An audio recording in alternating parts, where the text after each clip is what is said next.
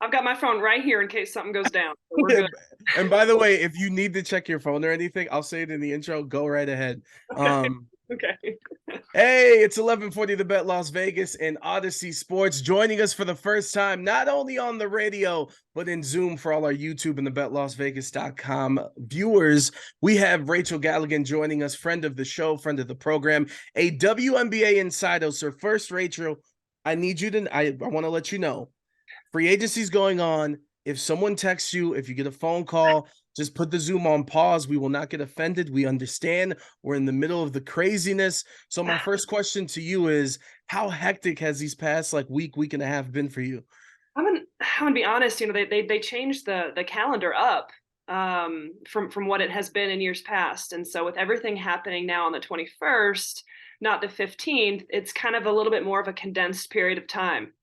So I think we're all kind of getting used to it. Those of us who are, trying to break the news and trying to be on top of the beat. I mean, it's kind of different. Like in my mind has told me that, man, there should be so much more right now. But I think I'm just kind of accustomed to how it's been in the past. So, I mean, I think it's come out pretty steadily over the weekend. I mean, there was definitely some stuff that came out on Sunday and a few things today.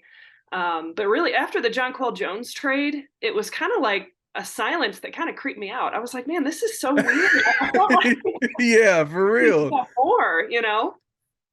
Yeah, no, 100%. And I'm hoping you're getting at least 6 hours of sleep through all this craziness because we're all on emoji watch with Breanna Stewart. We're all on emoji watch. But before we get to that, I'm obviously here in Las Vegas. A lot of things have happened. Candace Parker, Dearica Hamby being traded. And it's uncomfortable, but I feel like it's something that we need to talk about. And now that the dust has kind of settled, sort of, um, and just for everybody to know, before I ask you about Dearica Hamby and what you think about it, just to let everyone know, I have asked to speak to the president, Nikki Vargas. I have asked to talk to the GM. The Aces haven't returned anything, just for full transparency. But for you, with everything that's played out with the Aces in that trade specifically, what do you think of it all?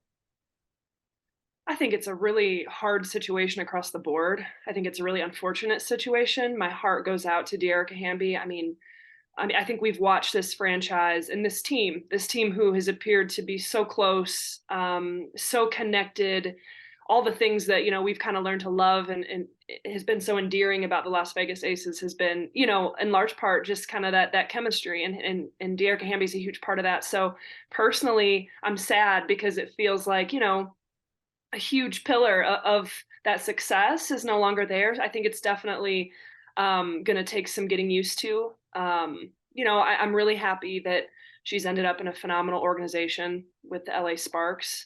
I think in terms of the way things went down, I mean, it's hard when you don't know the entire story, you don't know the inner workings, you don't know all sides. I think Hamby's statements and everything she said were pretty jarring to me, and disappointing. Makes me sad for her. Um, I'm a little bit surprised we haven't had some sort of statement from Las Vegas. I'm surprised there hasn't been anything that's come out up until this point. I anticipate that there will. Maybe it's one of those PR things that you see, while the investigation is underway. But Still my super disappointing at this point. still super disappointing, and it's hard when you don't know all the details. I understand it is a business. Las Vegas, we've talked about it nauseum, the depth issues. I don't think that's going to be an issue this year, and in large part because they were able to make that trade, and more than likely Candace Parker's taking an extremely friendly deal to allow more depth, and then you add a piece like Alicia Clark. So, you know, they're doing what they have to do. That's what you, I guess, have to look at from an organizational standpoint. But man, my heart really goes out to Hamby. She doesn't deserve to be treated anyway, but the absolute best and the wonderful, teammate, friend, mother, everything that she is. I'm sure there's a lot more that's going to come out.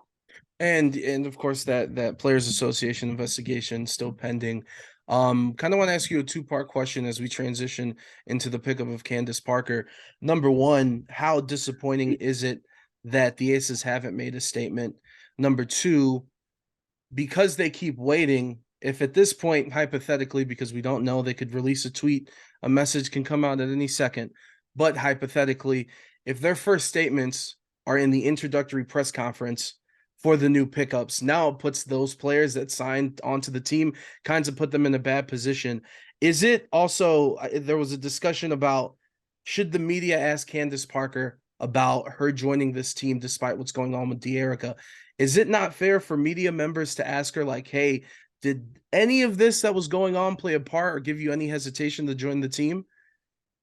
I don't know. I don't think that's an unfair question at all. I think we all can agree Candace is going to do what's best for her. And when you break it down and when you understand, and I think she did a phenomenal job in her post when she revealed that she was going to Las Vegas. I thought she did a phenomenal job of explaining that, and it makes sense. But no, I don't think that question should be off limits at all. I think that my biggest fear is that some of this kind of, because now free agency is it going to overshadow it a little bit, because now we're going to have all these moves, we're going to have all this hype and all this talk about all the movement. Does what happened kind of get overshadowed in some ways? And I hope personally that they're handled in different scenarios, like it's addressed in one scenario, and then the players who are now signed on with Las Vegas and they're having their day, that gets to be about them. I think that's how it should be. No, 100%, because that's just not fair to them. Like, it can play a part in their thinking of if they join the team or not, but they shouldn't be one of the first people to have access to the media to ask people questions. Like, that's a totally unfair situation. But from a basketball sense, I think everyone's kind of just speechless over all the accolades. You got two former defensive players of the year with Candace and Asia. So we'll start off with CP3 joining the Aces from a defensive front. What does this do to this Aces team now?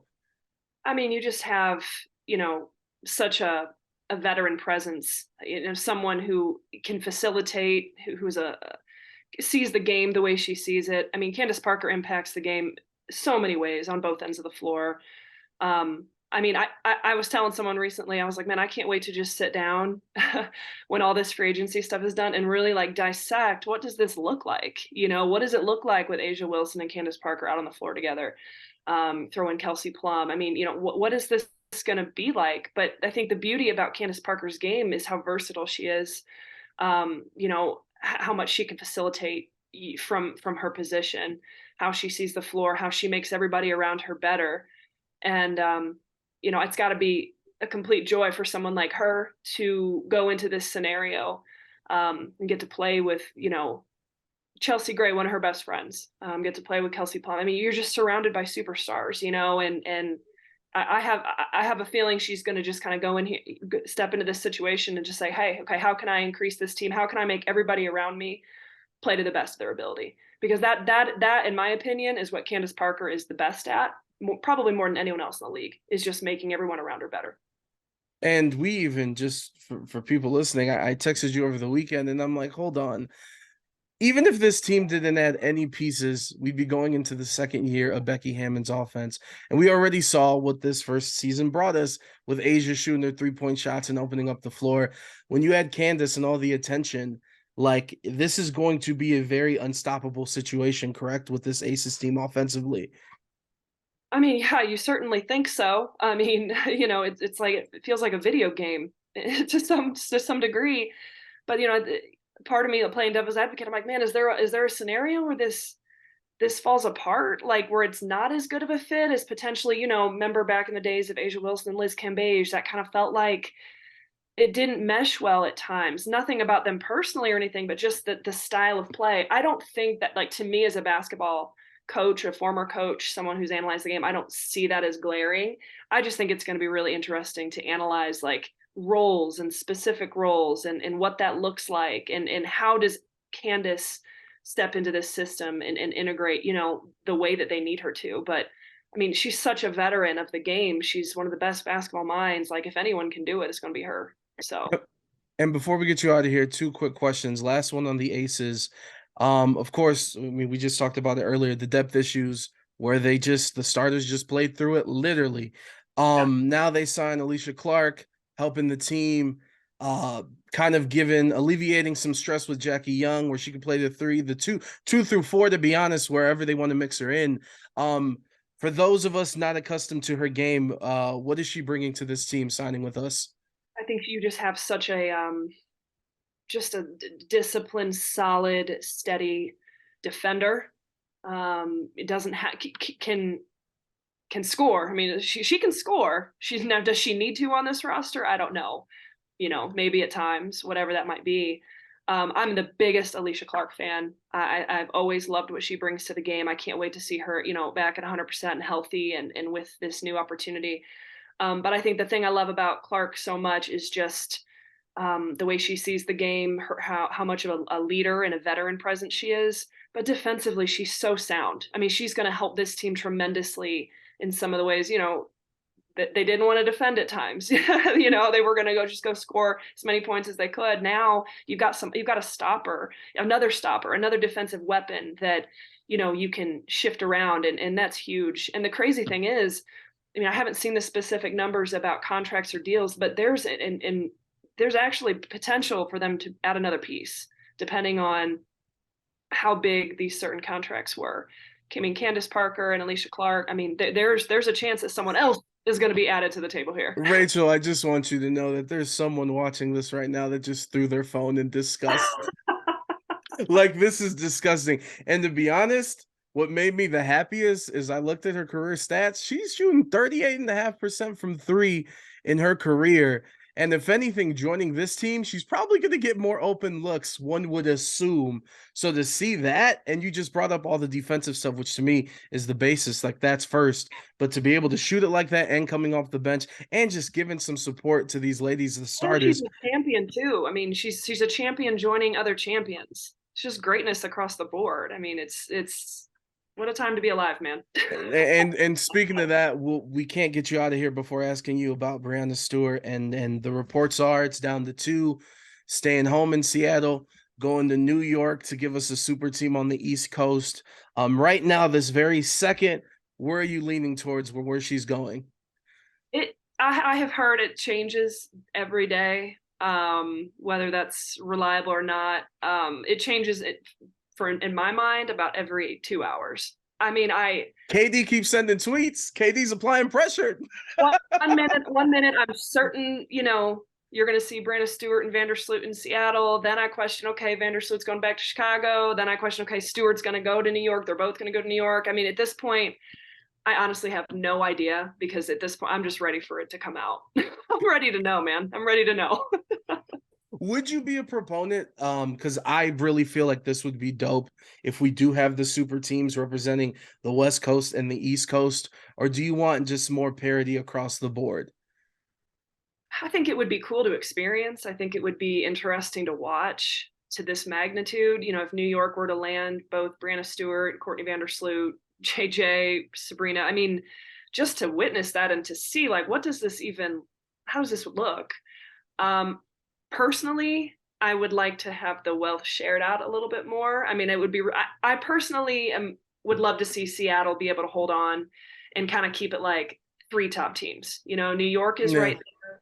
You've got Seattle, which is, I mean, if assuming they go there, to me, that's a pretty damn, it's close to a super team, Yeah, with Jewel, of course. Yeah. Boyd, I mean, Courtney Vandersloot, Breanna Stewart, I mean, and then you got Vegas. So I think that to me is more interesting, because you've got three teams ideally that are right up there in terms of just talent wise. And then you've kind of got the next tier of like the Dallas Wings, and who knows what Phoenix is going to do, but we'll see how the dominoes fall. But then you start to see other teams that might be able to give them a run for their money. Connecticut, might still be able to make a push at some of those top teams. So, I mean, personally, it would be cool to experience these two massively crazy super teams, but I think in the long run, I love the parity.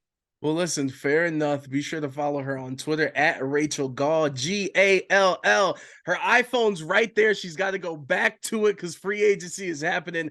Rachel, thank you for making some time for us. Of course. Have a good one.